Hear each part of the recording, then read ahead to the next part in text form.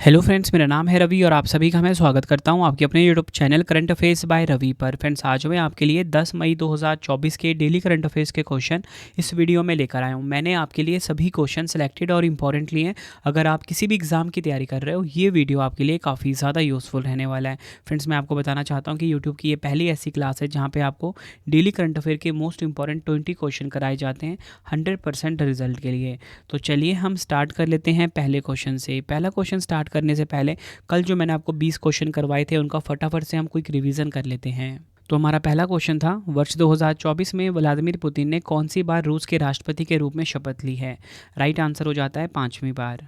Next है, ASEAN Bharat वरिष्ठ अधिकारियों की 26वीं बैठक कहाँ आयोजित हुई है? आंसर हो जाएगा भारत के नई दिल्ली में। नेक्स्ट है हमारा क्वेश्चन, भारत ने किस देश को 14,000 टन गैर बासमती चावल के निर्यात की अनुमति दी है? आंसर हो जाएगा मॉरिशस। अगला क्वेश्चन, तमिलनाडु के दक्षिण पूर्व तट पर मरीन टार्डिग्रेड की एक नई प्रजाति बैटिलस चंद्रयानी मिली है। इसका नाम किसके नाम पर रखा गया है? चंद्रयान 3 के नाम पर। अगला क्वेश्चन, डिजिटल भुगतान प्लेटफॉर्म वीज़ा ने किसे भारत के लिए देश प्रबंधन नियुक्त किया है? आंसर हो जाएगा सुजय रैना।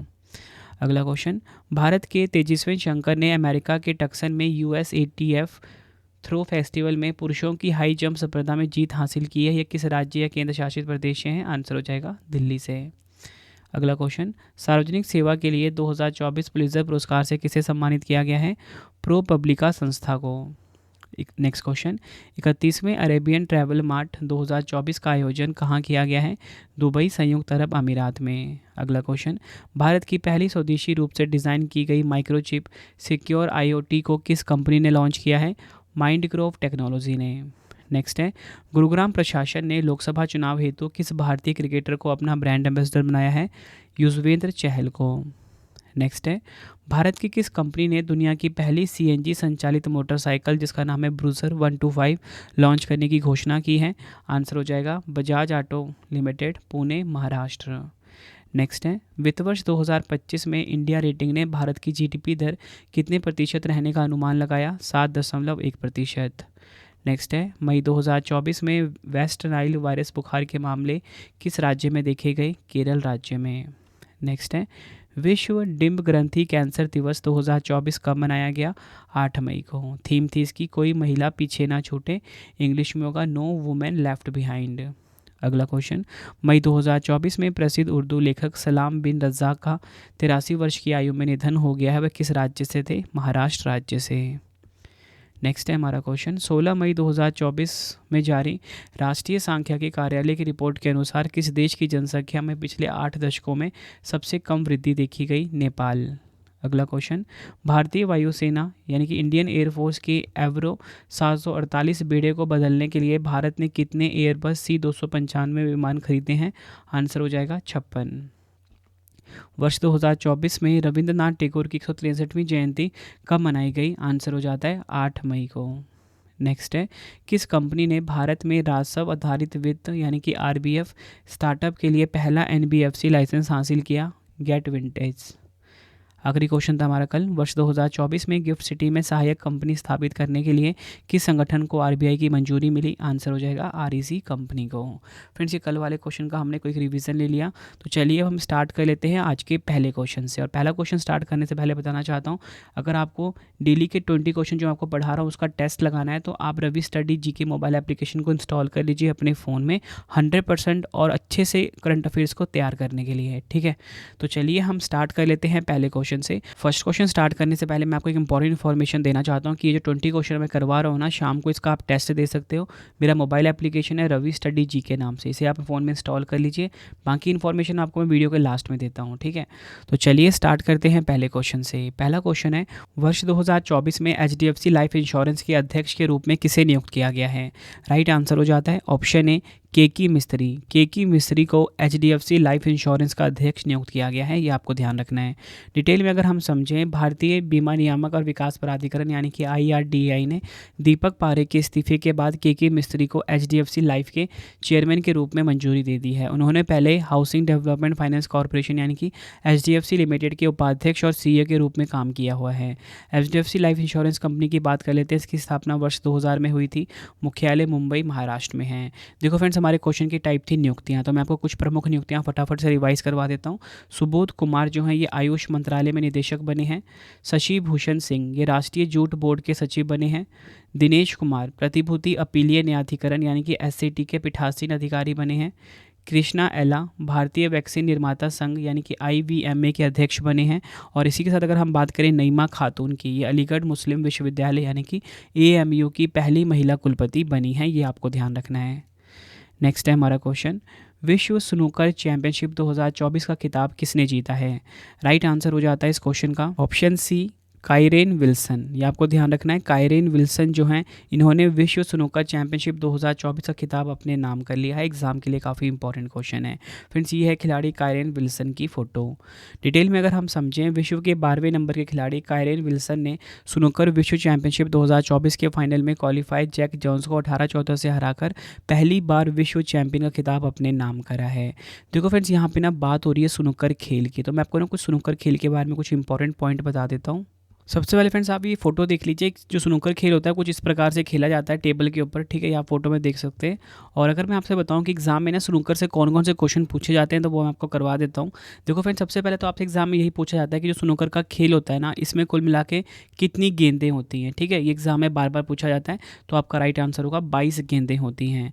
अगर आपसे एग्जाम में पूछा जाए कि स्नूकर खेल पहली बार किस देश में खेला गया था, तो आपका आंसर होगा भारत देश में स्नूकर खेल पहली बार खेला गया था। और एग्जाम में कई बार पूछा गया है कि बताओ कौन एकमात्र भारतीय हैं जिन्होंने स्नूकर और बिलियर्ड्स दोनों में एमेच्योर विश्व खिताब जीता है, तो आपका आंसर हो जाएगा पंकज आडवाणी, जिनका संबंध स्नूकर खेल से है। आई होप आपको ये तीनों के तीनों पॉइंट जो मैंने आपको बताए अच्छे से समझ में आ गए होंगे। नेक्स्ट है हमारा क्वेश्चन, भारतीय सेना और भारतीय वायुसेना ने संयुक्त गगन स्ट्राइक 2 अभ्यास का आयोजन कहाँ किया है? राइट आंसर हो जाता है इस क्वेश्चन का ऑप्शन ए, पंजाब राज्य में। भारतीय सेना और भारतीय वायुसेना ने संयुक्त गगन स्ट्राइक 2 अभ्यास का आयोजन किया है पंजाब में। डिटेल में अगर हम समझें, भारतीय सेना की खड़गा कोर ने पंजाब के कई स्थानों पर भारतीय वायुसेना के साथ 3 दिवसीय संयुक्त अभ्यास सफलतापूर्वक आयोजित किया है। इस अभ्यास का उद्देश्य आक्रमण के दौरान मशीनीकृत बलों की मांग के अनुसार हेलीकॉप्टरों द्वारा लाइव फायरिंग के साथ साथ स्ट्राइक कोर द्वारा जमीनी हमले के समर्थन में विभिन्न बल गुणक का सत्यापन और अभ्यास करना था। बात फ्रेंड्स यहाँ पे भारतीय सेना की हुई है, तो मैं आपको भारतीय सेना के बारे में बता देता हूँ। भारतीय सेना की स्थापना हुई थी 1 अप्रैल 1895 को। मुख्यालय नई दिल्ली में है। थल सेना अध्यक्ष हैं प्रेजेंट में जनरल मनोज पांडे, और उप सेना प्रमुख हैं प्रेजेंट में लेफ्टिनेंट जनरल उपेंद्र द्विवेदी। ये आपको ध्यान रखना है। नेक्स्ट है हमारा क्वेश्चन, एग्जाम के लिए काफ़ी इंपॉर्टेंट रहने वाला है। मई 2024 में जारी 5वीं ग्लोबल इलेक्ट्रिसिटी रिव्यू रिपोर्ट के अनुसार 2023 में सौर ऊर्जा उत्पादन में भारत का विश्व में कौन सा स्थान है? राइट आंसर हो जाता है ऑप्शन ए, तीसरा स्थान है भारत का। किसमें? सौर ऊर्जा उत्पादन में। ये आपको ध्यान रखना है। डिटेल में अगर हम समझें, यूनाइटेड किंगडम स्थित वैश्विक थिंक टैंक एम्बर द्वारा प्रकाशित 5वीं ग्लोबल इलेक्ट्रिसिटी रिव्यू रिपोर्ट में कहा गया है कि भारत जो 2015 में विश्व में 9वें स्थान पे था, 2023 में जापान को पीछे छोड़कर तीसरे स्थान पर पहुंच गया है। ग्लोबल इलेक्ट्रिसिटी रिव्यू रिपोर्ट में 80 देशों को शामिल किया गया है। ये आपको ध्यान रखना है। टॉप 3 की बात कर लेते हैं। नंबर 1 पे है चीन देश, नंबर 2 पे है संयुक्त राज्य अमेरिका, नंबर 3 पे कौन है? भारत देश। 2023 में भारत में उत्पादित कुल बिजली में सौर ऊर्जा का योगदान 5.8% था। ये भी आपको ध्यान रखना है। फ्रेंड्स, आगे चलने से पहले मैं आपको सौर ऊर्जा से जुड़े कुछ इंपॉर्टेंट क्वेश्चन जो कि एग्जाम में पूछे जाते हैं वो आपको करवा देता हूँ। पहला क्वेश्चन तो यही पूछा जाता है कि बताओ सौर ऊर्जा कहाँ से प्राप्त की जाती है, तो आपका आंसर होगा सौर ऊर्जा जो है ये सूर्य से प्राप्त की जाती है। और अगर एग्जाम में आपसे पूछा जाए कि बताओ सौर ऊर्जा का जो सिद्धांत है किस पर आधारित होता है, तो आपका आंसर होगा फोटोवोल्टिक प्रभाव पर आधारित होता है। और अगर आपसे एग्जाम में पूछा जाए कि बताओ फोटोवोल्टिक सेल के प्रयोग में से सौर ऊर्जा के रूपांतरण के दौरान किसका उत्पादन होता है, तो आपका आंसर क्या होगा? विद्युत ऊर्जा का। यानी कि ये जो सौर ऊर्जा होता है ना, ये मतलब ये सोलर सेल जो होता है ये क्या करता है? सूर्य की जो एनर्जी है रोशनी वाली, उसको विद्युत ऊर्जा में परिवर्तित करता है। और एग्जाम में पूछा जाता है कि बताओ राष्ट्रीय सौर ऊर्जा संस्थान का मुख्यालय कहाँ पर है? तो आपका आंसर होगा गुरुग्राम, हरियाणा में। ये सभी फैक्ट आपको ध्यान रखने हैं। तो चलिए अब हम नेक्स्ट क्वेश्चन देख लेते हैं।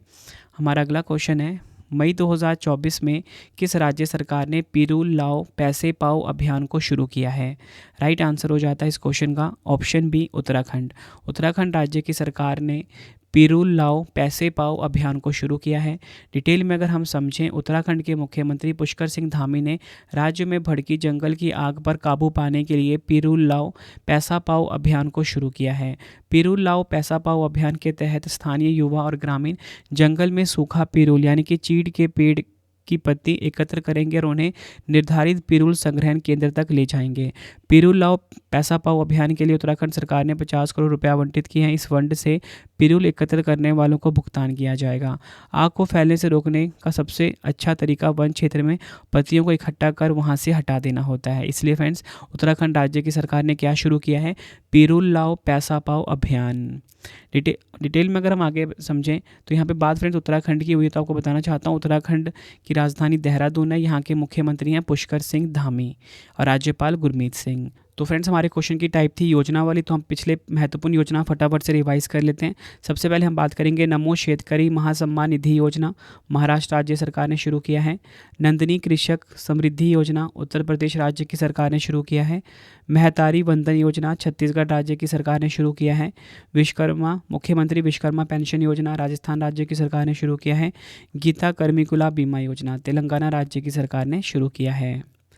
अगला क्वेश्चन है, किस देश ने पवन ऊर्जा स्टेशनों के लिए भारत की कंपनी अदानी ग्रीन एनर्जी के साथ 20 साल के लिए बिजली खरीद समझौता किया है? राइट आंसर हो जाता है ऑप्शन बी, श्रीलंका। ये आपको ध्यान रखना है।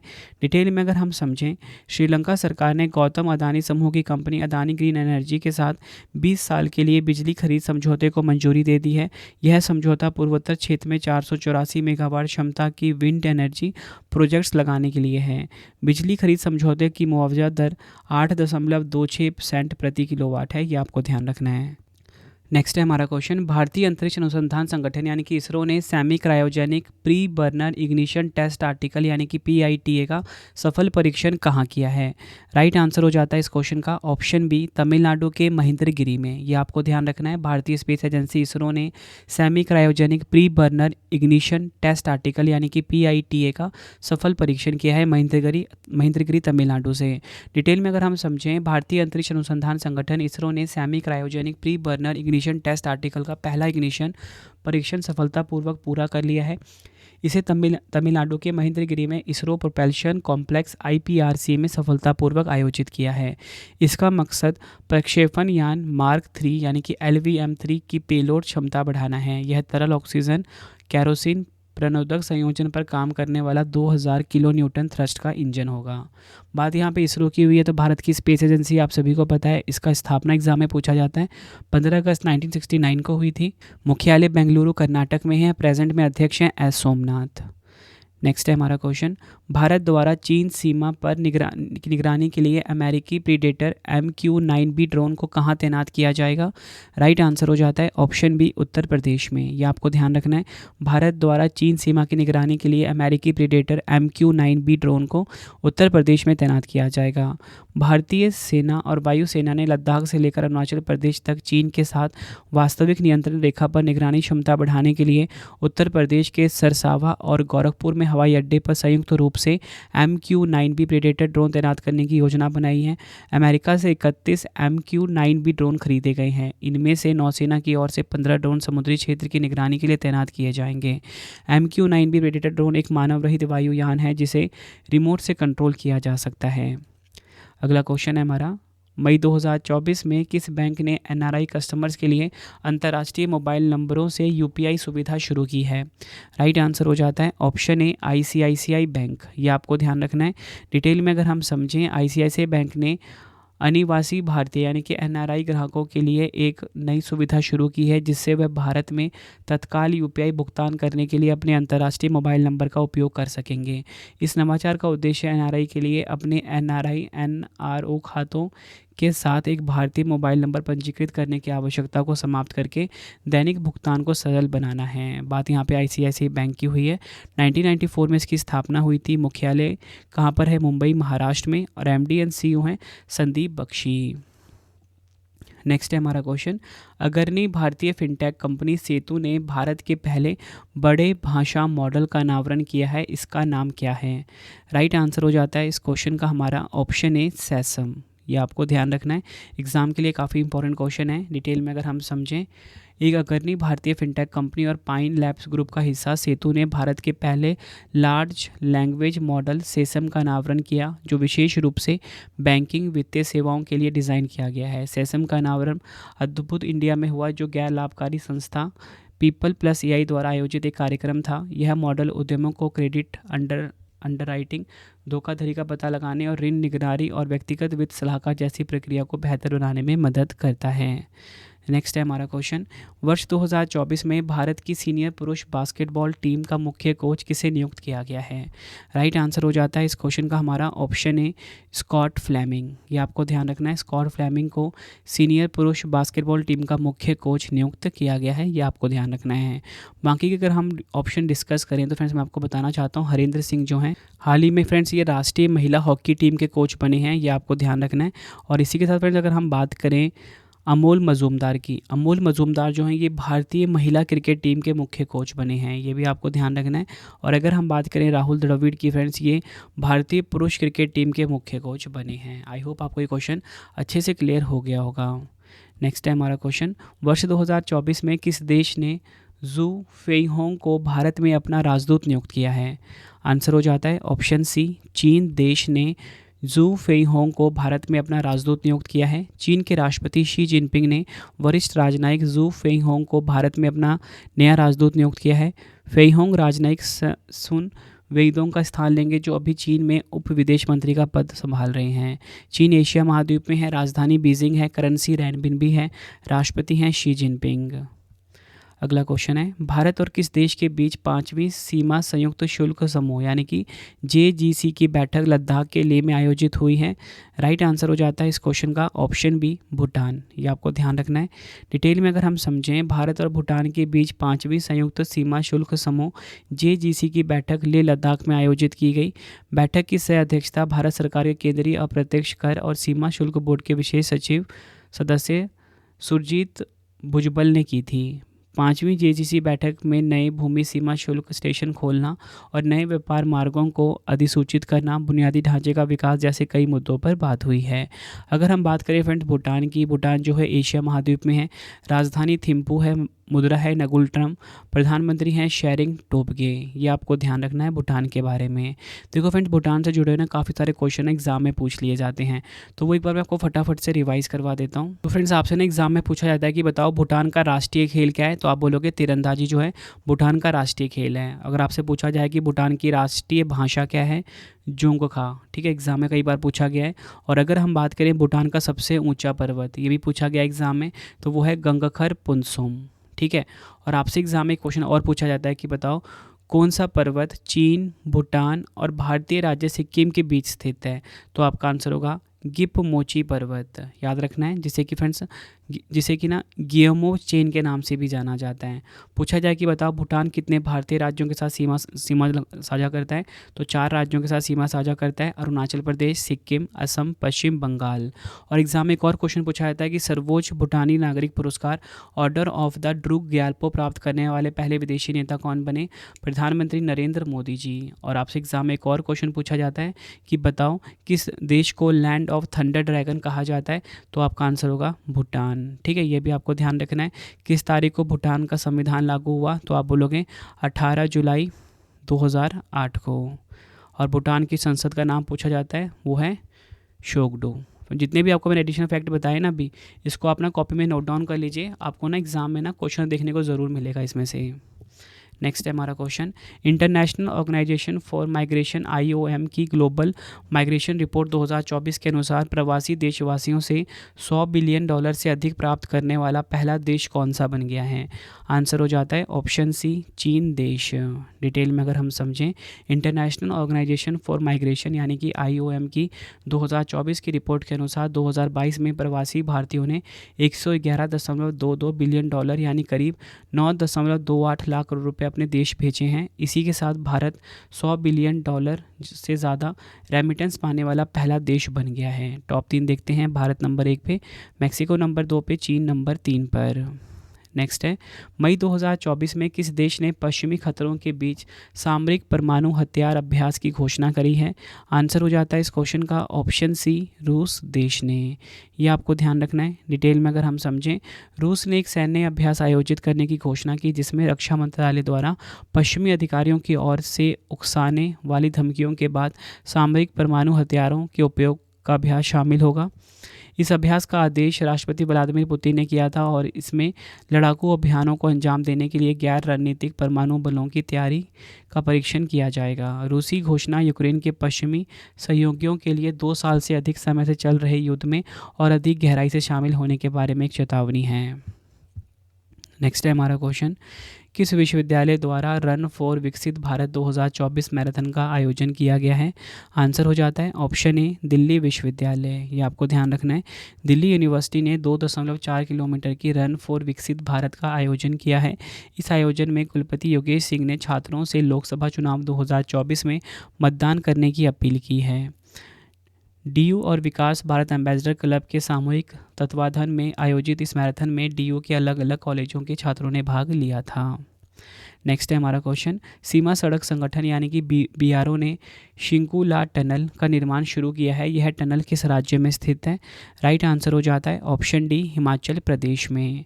डिटेल में अगर हम समझें, सीमा सड़क संगठन यानी कि BRO ने शिंकुला टनल का निर्माण शुरू करने की योजना बनाई है। ठीक है, इस टनल का निर्माण शिंकुला पास के नीचे आवागमन के लिए किया जाएगा। शिंकुला पास हिमाचल की लाहौल घाटी और लद्दाख की जास्कर घाटी के बीच 16,580 फीट की ऊंचाई पर स्थित है।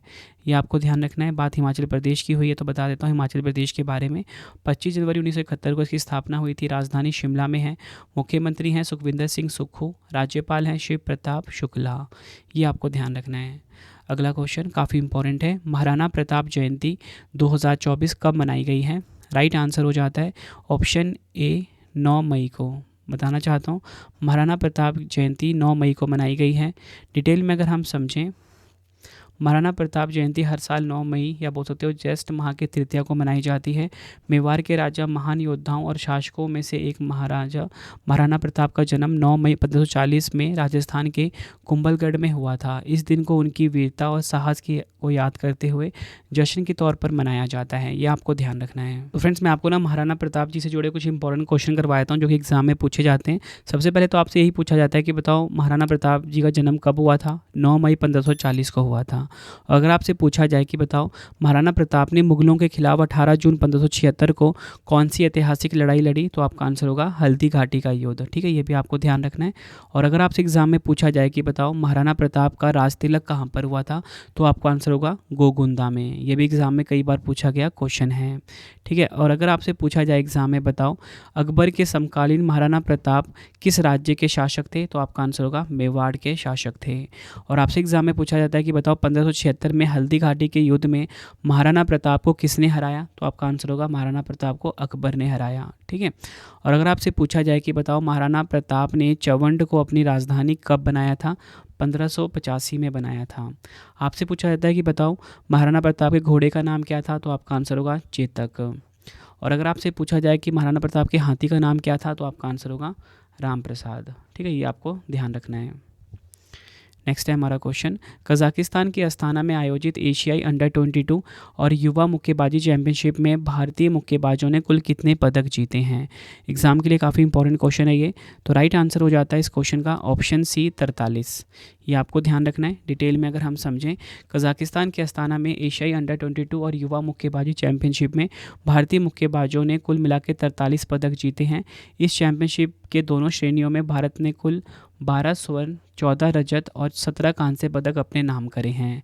भारत मेजबान कजाकिस्तान के बाद पदक तालिका में दूसरे स्थान पर रहा है, ये भी आपको ध्यान रखना है। कजाकिस्तान ने कुल मिला के 48 पदक जीते हैं। तो आपसे एग्जाम में पूछ लें, बताओ पहले स्थान पे कौन सा देश रहा है, पहले सबसे ज़्यादा पदक किस देश ने जीते? तो कजाकिस्तान ने। और दूसरे स्थान पे हमारा प्यारा भारत कुल 43 पदक जीते हैं। आखिरी क्वेश्चन करते हैं इस वीडियो का। ग्लाइप्टोथोरेक्स पुण्यव्रताई जो समाचारों में देखी गई है किस प्रजाति से संबंधित है? राइट आंसर हो जाता है ऑप्शन बी, कैटफिश से। ये आपको ध्यान रखना है। इंपॉर्टेंट पॉइंट समझते हैं। ICAR NBFCR ने अरुणाचल प्रदेश की ब्रह्मपुत्र नदी की सहायक नदी तुंग स्ट्रीम में एक नई कैटफिश प्रजाति ग्लाइप्टोथोरेक्स पुण्यव्रताई की खोज की है। यह रात्रिचर और बैंथिक है जो कैटफिश के बीच आम लक्षण हैं। कैटफिश 2000 से अधिक प्रजातियां ज़्यादातर मीठे पानी में रहती हैं। फ्रेंड्स, ये आपको मैंने 20 इंपॉर्टेंट क्वेश्चंस करवा दिए। अब आपके लिए 2 क्वेश्चन का इंपॉर्टेंट टेस्ट है जिसका आंसर आपने कमेंट बॉक्स में देना है। तो पहला क्वेश्चन आप सभी के लिए, वर्ष 2024 में HDFC लाइफ इंश्योरेंस के अध्यक्ष के रूप में किसे नियुक्त किया गया है? 4 ऑप्शन है आपके पास। दूसरा क्वेश्चन है आपका, कजाकिस्तान के अस्ताना में आयोजित एशियाई अंडर 22 और युवा मुक्केबाजी चैंपियनशिप में भारतीय मुक्केबाजों ने कुल कितने पदक जीते? दोनों क्वेश्चन का आंसर आपने कमेंट बॉक्स में देना है। वीडियो कैसी लगी आपने फीडबैक भी ज़रूर देना। और आपको बताना चाहता हूँ कि रवि सर की ई बुक्स हैं जिसका जो वेबसाइट है www.ravibookspdf.com। यहाँ पे आपको current affairs, GK, polity, history all subject की ई बुक मिल जाती है। कम टाइम में आप किसी भी एग्जाम की तैयारी कर सकते हो। और आपको इसका PDF जो है हमारा टेलीग्राम है करंट अफेयर्स बाय रवि या फिर रवि स्टडी GK पे मिल जाता है, ठीक है। और सबसे ज़्यादा इंपॉर्टेंट फ्रेंड देखो, मैं आपको ना GK में और करंट अफेयर में एक्सपर्ट बनाना चाहता हूँ। उसके लिए मैंने क्या किया, देखो 20 इंपॉर्टेंट क्वेश्चन तो करवा दिया। यूट्यूब की पहली ऐसी क्लास है, साथ में आपको PDF दे दिया रिवीजन करने के लिए। और साथ में ही आपने टेस्ट ज़रूर अटैम्प्ट करना। एप्लीकेशन है रवि स्टडी GK, यहाँ पे आपको फ्री टेस्ट का ऑप्शन आएगा। यहाँ पे मैंने 1 जनवरी से लेकर अब तक के सभी करंट अफेयर्स डाल दिए हैं, तो यहाँ पे जाके आप प्रैक्टिस कर सकते हो। मतलब फ्रेंड्स, आप यकीन मानिए जिस तरीके से मैं आपको पढ़ा रहा हूँ ना, इससे बेस्ट आपको कहीं नहीं मिलेगा। और आप ना करंट अफेयर में बिल्कुल एक्सपर्ट होने वाले हो, ठीक है। आपको वीडियो कैसी लगी है कमेंट बॉक्स में ज़रूर बताना। और वीडियो में आपको क्या इंप्रूवमेंट करना है ये भी आप मुझे कमेंट बॉक्स में ज़रूर बताना। तो चलिए फ्रेंड्स, अब हम मिलते हैं नेक्स्ट वीडियो में। Thank you and wish you all the best.